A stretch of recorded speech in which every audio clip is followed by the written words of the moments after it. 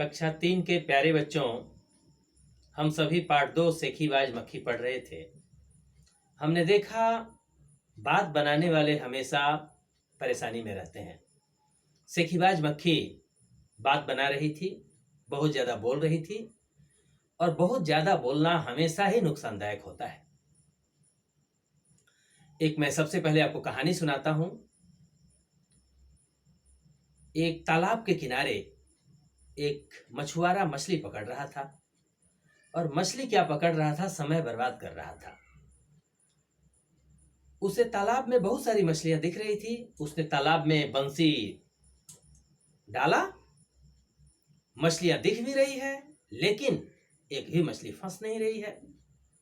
1 घंटा तक वह अपना समय बर्बाद करता रहा। तभी एक आदमी उधर से आया। उसने कहा, क्या कर रहे हैं?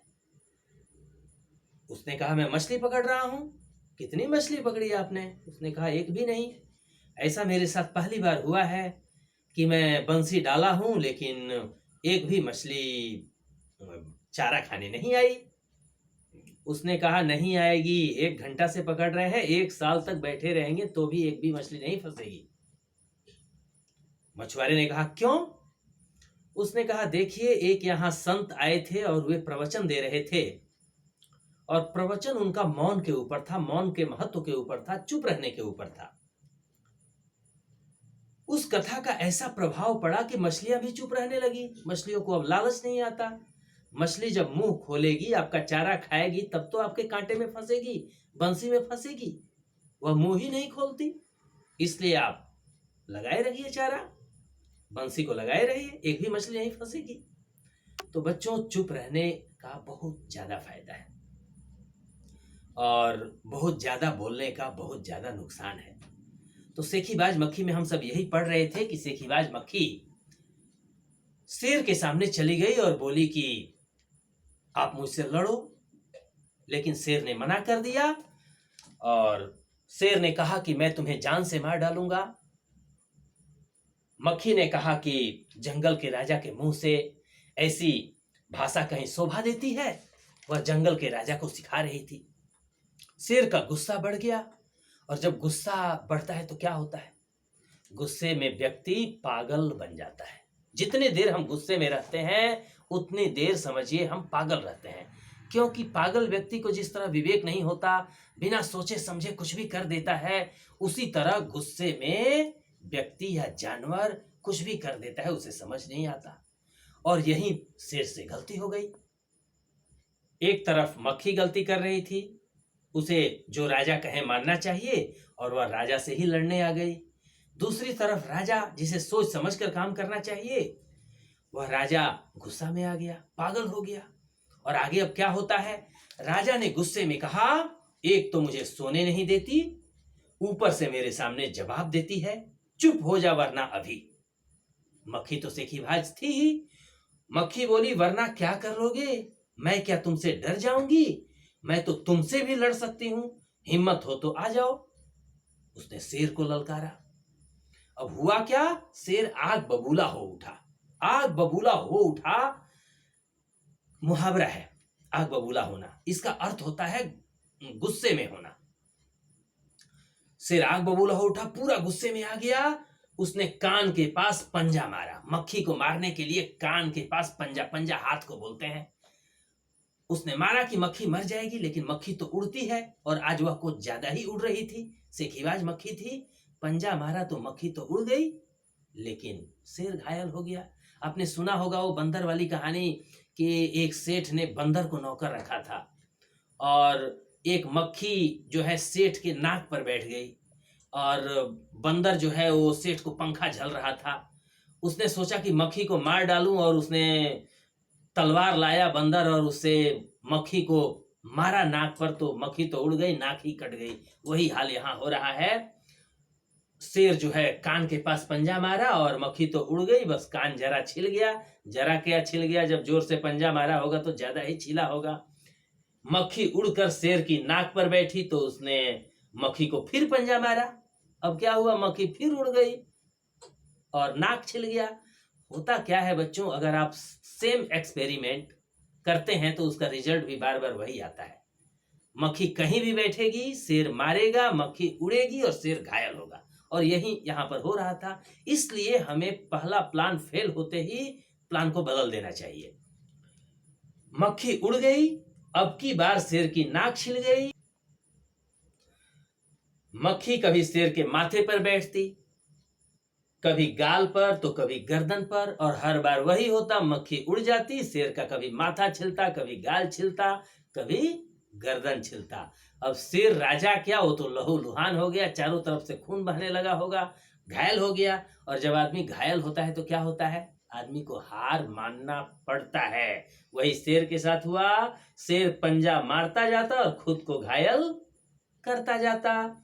मक्खी तो फट से उड़ जाती, उड़ने में उसे महारत हासिल थी।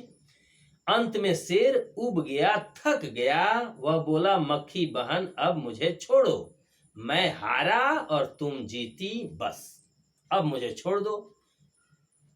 जब आदमी हारता है तो भाई बहन बनाना पड़ता है बचने के लिए। और शेर समझ गया कि मैं मक्खी से नहीं जीतूंगा। थोड़ा देर से समझा था, लेकिन राजा था, समझ गया। मक्खी घमंड में चूर होकर उड़ती उड़ती आगे बढ़ी। अब वह मक्खी सेखीबाज मक्खी ही नहीं थी, अब वह घमंडी मक्खी भी बन गई थी। घमंडी और सेखीबाज क्या है, विशेषण है। वह मक्खी की विशेषता बता रहा है कि मक्खी कैसी है। मक्खी सेखीबाज है और मक्खी घमंडी है। अगर हम बोले कि मक्खी बहुत घमंडी थी तो बहुत क्या है, विशेषण है, प्रविशेषण है। वह विशेषण की भी विशेषता बता रहा है, लेकिन इसे अभी आपको पढ़ने की जरूरत नहीं है। इसे आप माध्यमिक कक्षाओं में पढ़ेंगे। तो आप ध्यान रखिए कि जो मक्खी है वो सेखीबाज है, मक्खी जो है घमंडी बन गई है। घमंडी और सेखीबाज विशेषण है। मक्खी घमंड में चूर होकर उड़ती उड़ती आगे बढ़ी, क्योंकि उसने जंगल के राजा शेर को हराया था। सामने एक हाथी मिला। हाथी तो आप जानते हैं बहुत बड़ा होता है, सबसे बड़ा जानवर है। मक्खी ने कहा, अरे हाथी मुझे प्रणाम कर। अब जबरदस्ती मक्खी प्रणाम करवा रही है। मैंने जंगल के राजा शेर को हराया है, इसलिए जंगल में अब मेरा राज चलेगा। हाथी ने सोचा, इस पागल मक्खी से बहस करने में समय कौन बर्बाद करे। कई लोग बच्चों बहुत समझदार होते हैं, वे जानते हैं कि इनसे बहस करने में, झगड़ा करने में, लड़ाई करने में इसमें नुकसान ही होना है। लड़ाई में क्या होगा, या तो हम उसे मारेंगे या वो हमें मारेगा। आज हम उसे मार लिए, फिर कल वो हमें कहीं मारेगा, मौका समझकर। तो हाथी समझदार था, उसने सोचा मक्खी जैसे छोटे जीव से क्या मैं लड़ाई करूं, हमें तो मक्खी काटती भी नहीं। मक्खी तो आप जानते हैं, ऐसा नहीं है कि मक्खी किसी को काट ली तो उसके शरीर में जहर भर गया, सांप बिच्छू की तरह आदमी मर गया। मक्खी क्या करती है, गंदगी फैलाती है, गंदी चीज़ों पर बैठती है, वहाँ से फिर साफ चीज़ों पर भी बैठ जाती है और इस तरह वह गंदगी फैलाती है। तो मक्खी से और गंदे लोगों से दूर रहने में ही भलाई है। तो यहाँ हाथी वही समझदार था, उसने क्या किया, हाथी ने सूंड ऊपर उठाकर मक्खी को प्रणाम किया। बहुत प्रेम से उसने मक्खी को प्रणाम कर लिया और आगे बढ़ गया। वो अपने काम में चला गया। आपको भी इसी तरह करना है। अगर कई लोग समय बर्बाद करने वाले मिल जाते हैं, आपको बिना बात का कुछ प्रश्न करेंगे, आपका खुद तो पढ़ेंगे नहीं, आपको भी पढ़ने नहीं देंगे, तो उनको प्रणाम करके बोल दीजिए कि भाई मुझे घर जाना है, बहुत जरूरी काम है, और धीरे से निकल जाने में ही भलाई है। प्रणाम किया और आगे बढ़ गया। सामने से आ रही लोमड़ी ने यह सब देखा। और आप कुछ भी करते हैं उसे कोई ना कोई जरूर देखता है, इसे आप ध्यान रखिए। ऐसा मत सोचिए कि मैंने किया और कोई नहीं देखा। आपके हर काम पर लोगों की नजर रहती है, इसलिए आप चाहे विद्यालय में या घर में हर काम सोच समझ कर करें, अच्छा काम करें। लोगों की नजर रहती है, लोग नजर रखें। लोमड़ी मंद मंद मुस्कुराने लगी। यह सब देखकर लोमड़ी मुस्कुराने लगी, क्योंकि लोमड़ी बहुत चालाक थी। इतने में वो हाथी से भी ज्यादा समझदार थी। इतने में मक्खी ने लोमड़ी से कहा, मक्खी भी लोमड़ी के पास आ गई। उसने कहा, अरे ओ लोमड़ी, चल मुझे प्रणाम कर। मैंने जंगल के राजा शेर और विशालकाय हाथी को भी हरा दिया है ना। जंगल में मैंने सबको हरा दिया, मुझे आओ प्रणाम करो। लोमड़ी ने उसे प्रणाम किया, फिर धीरे से बोली, धन्य हो मक्खी रानी। उसको रानी बना दिया। धन्य हो, धन्य है आपका जीवन, आपका जीवन भी धन्य है। और धन्य है आपके माता पिता, जिन्होंने आपको जन्म दिया हुआ है, आपके माता पिता भी धन्य हैं। हम जब किसी की तारीफ करते हैं तो माता पिता पूरे खानदान की तारीफ करने लगते हैं। लेकिन मक्खी रानी उधर वह मकड़ी दिखाई दे रही है ना, वह आपको गाली दे रही थी। गाली तो कोई किसी को दे, कोई भी गुस्सा हो जाता है। उसकी जरा खबर लो ना। खबर लो ना यहाँ भी क्या है कि आपको बताना है, खबर लेने का मतलब उसे थोड़ा ठीक कर दो, उसे थोड़ा समझा दो। कोई बहुत ज्यादा जब परेशान करता है तो बोलते हैं ना, थोड़ा इसे समझा दीजिए, थोड़ा इसकी खबर ले लीजिए। तो कई लोग होते हैं जो उनको सही तरीके से समझा देते हैं जैसे वो समझें। तो यह सुनकर मक्खी गुस्से से लाल हो उठी, क्योंकि उसने शेर को हराया था, हाथी को हराया था। तो अब समझ गई कि अब तो मैं किसी को भी हरा सकती हूँ। मक्खी बोली, उस मकड़ी को तो मैं चुटकी बजाते ही खत्म कर देती हूँ। चुटकी बजाना मतलब तुरंत, जैसे चुटकी बजाने में समय नहीं लगता है, उसी तरह उसने बोला कि मैं तो इसे चुटकी बजाते ही खत्म कर देती हूँ। इतना ताकतवर बन गई थी क्योंकि शेर हार गया था उससे। यह कहते हुए मक्खी मकड़ी की तरफ झपटी, और हर आदमी को आप हरा नहीं सकते, आप ध्यान रखिए। और मकड़ी के जाले में फंस गई। मकड़ी तो जाले उसका, जैसे बस स्टैंड पे हम लोग आराम करते हैं, मकड़ी जाले में आराम करती है, जाला बनाती रहती है, और उसी जाले में मक्खी फंस गई। और एक बार जो फंस गया उसे निकलना बहुत मुश्किल होता है। मक्खी जाले से छूटने की ज्यों-ज्यों कोशिश करती गई, त्यों-त्यों और भी अधिक फंसती गई। अंत में वह थक गई, हार गई। यह देखकर लोमड़ी मंद मंद मुस्कुराती हुई वहां से चलती बनी। इस पाठ को लिखा है योगेश जोशी ने। और इस कहानी से हमें क्या शिक्षा मिलती है? हमें बहुत ज्यादा नहीं बोलना है, बोलने की बहुत जरूरत है। मैं आपको एक और कहानी सुनाता हूं। एक पति पत्नी थे, बहुत ही अच्छे पति पत्नी थे।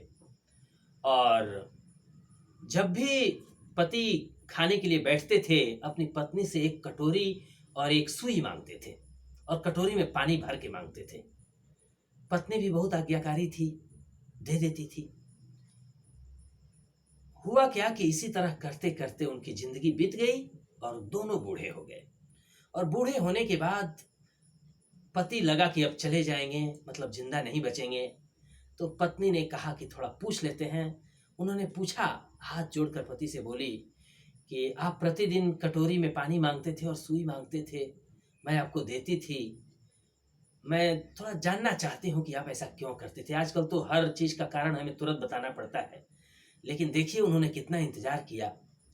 पति ने कहा कि मैं कटोरी में पानी और सुई इसलिए मांगता था कि अगर तुम चावल मुझे दोगी, दाल सब्जी दोगी, तो हो सकता है एक दो दाना तुमसे गिर जाए, तो मैं उस चावल के दाने को, भात को सुई से उठा करके उसे पानी में डुबा कर, मतलब धो करके उसे खा जाऊंगा। लेकिन तुमने इतना अच्छा परोसा पूरी जिंदगी की, आज तक उसकी जरूरत ही नहीं पड़ी। तो कहने का मतलब है बच्चों की, देखिए लोग कितना इंतजार करते हैं, हमें सोच समझ कर बोलना चाहिए, नहीं तो सेखीबाज मक्खी की तरह हम भी कहीं ना कहीं फंसते रहेंगे। और एक बार फंसने के बाद निकलना बहुत मुश्किल होता है। जैसे सेखीबाज मक्खी शायद नहीं निकल पाई होगी, मकड़ी के जाले में ही उसकी जान चली गई होगी। तो अब हम सभी कक्कू से जैसे आपको शिक्षा मिली कि हमें मीठा बोलना है, मीठा बोलने का प्रयास करना है, उसी तरह सेखीबाज मक्खी से भी हमें बहुत शिक्षा मिलती है। हमें ज़्यादा नहीं बोलना चाहिए, बातों को बढ़ा चढ़ा कर नहीं बोलना चाहिए, हाथी की तरह समझदार बनना चाहिए, आलसी नहीं बनना चाहिए। नहीं तो आलसी राजा को भी जैसे शेर को हारना पड़ा मक्खी से, उसी तरह हमें भी, आलसी आदमी बहुत परेशान रहता है, उसका कुछ काम ही नहीं होगा। तो कई सारी बातें सीखने को मिलती है। इस तरह सीखते रहिए और आगे बढ़ते रहिए। प्रश्न उत्तर हम तीसरे वीडियो में आपको बताएंगे। धन्यवाद।